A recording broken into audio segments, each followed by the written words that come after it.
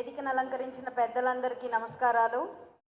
సభకు విచ్చేసిన కార్యకర్తలకి, కార్పొరేటర్లకి, బిఎల్ఏలకి, బూత్ మెంబర్లకి ప్రతి ఒక్కరికి పేరు పేరున నమస్కారాలు.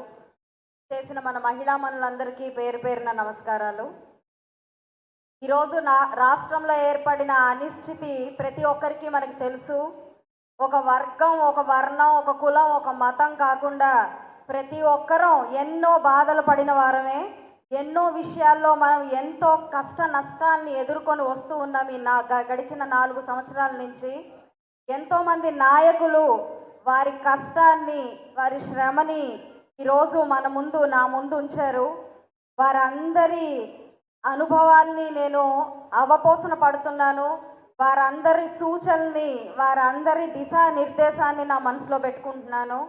నాని అన్న దిశానిర్దేశంలో మన కార్యాచరణ ముందుకు సాగాలని ఇక్కడ ప్రతి ఒక్కరిని పేరు పేరున కోరుకుంటున్నాను. అయితే మనం ఈరోజు ఎంత ఇబ్బంది పడ్డాం, ఎంత అరాచక పాలనని మనం పొందాం, ఇవన్నీ మనకి ప్రతి ఒక్కరికి, ఇక్కడ కూర్చున్న ప్రతి ఒక్కరికి తెలుసు. అవి ప్రజల దాకా తీసుకెళ్లాల్సిన బాధ్యత మనది. కాబట్టి కేవలం కార్యాచరణ గురించే మాట్లాడుకోవడం కోసం మనం ఈరోజు ఇక్కడ ఈ సభను ఏర్పాటు చేసుకున్నాం.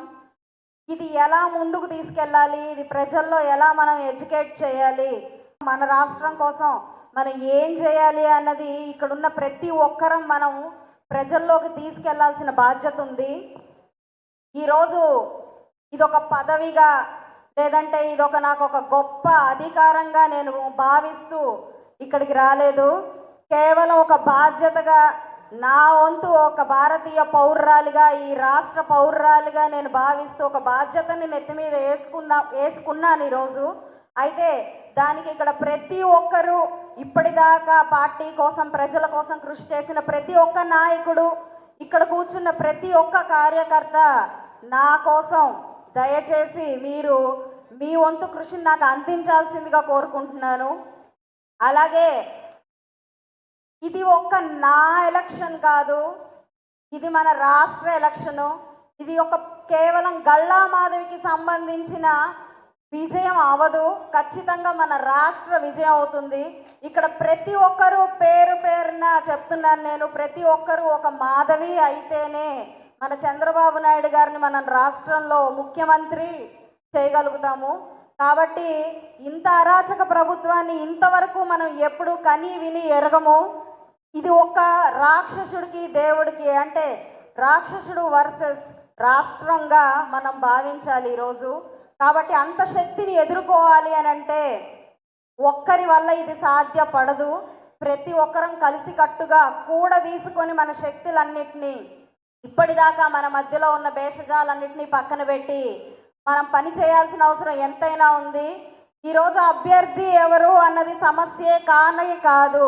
ప్రతి ఒక్కరం కృషి చేసి విజయాన్ని మనం పొందాలి. ఈ విజయం మన పిల్లలది, మన రాష్ట్రంది, మన భవిష్యత్తుది అవుతుంది. కేవలం మనం దృష్టిలో పెట్టుకోవాల్సిన ఏకైక విషయం మన పిల్లల భవిష్యత్తు, మన రాష్ట్ర భవిష్యత్తు, మన రాష్ట్ర అభివృద్ధి. మనం చూస్తున్నాం ఈరోజు ఎంతమంది జైళ్ళకు వెళ్ళారు.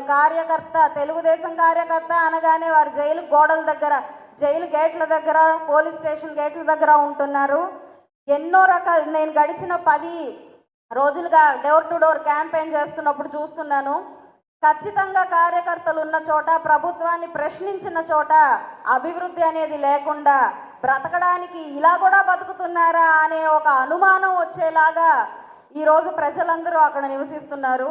ఇలాంటి స్థితిగతుల నుంచి మనం బయటపడాలి అంటే మన గుంటూరు పశ్చిమ నియోజకవర్గం మాత్రమే కాదు, మన రాష్ట్రం ఇలాంటి ఒక దౌర్భాగ్య స్థితి నుంచి బయటపడాలి అంటే మాత్రం ఇక్కడ ప్రతి ఒక్కరం సైనికులం అయిపోయి తీరాల్సిందే.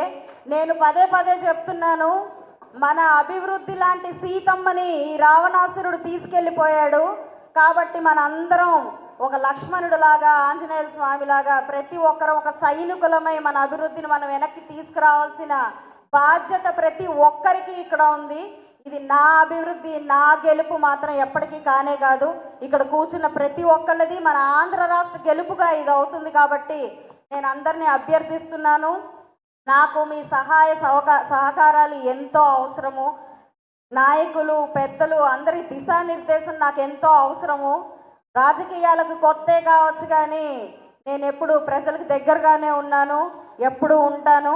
కాబట్టి మీకేం కావాలో మీరు అడిగితే నేను ఖచ్చితంగా అది మీకు చేసి పెట్టడానికి నేను రెడీగా ఉన్నాను. కాబట్టి మన ప్రజల కోసం, మన పిల్లల కోసం మీరు నాకు ఇవి సూచనలు సలహాలు ఇవ్వవలసిందిగా కోరుకుంటున్నాను. నాని అన్నట్టు మనం భారీ మెజారిటీతో మన గుంటూరు పశ్చిమ నియోజకవర్గాన్ని నిలిపి తీరాలి.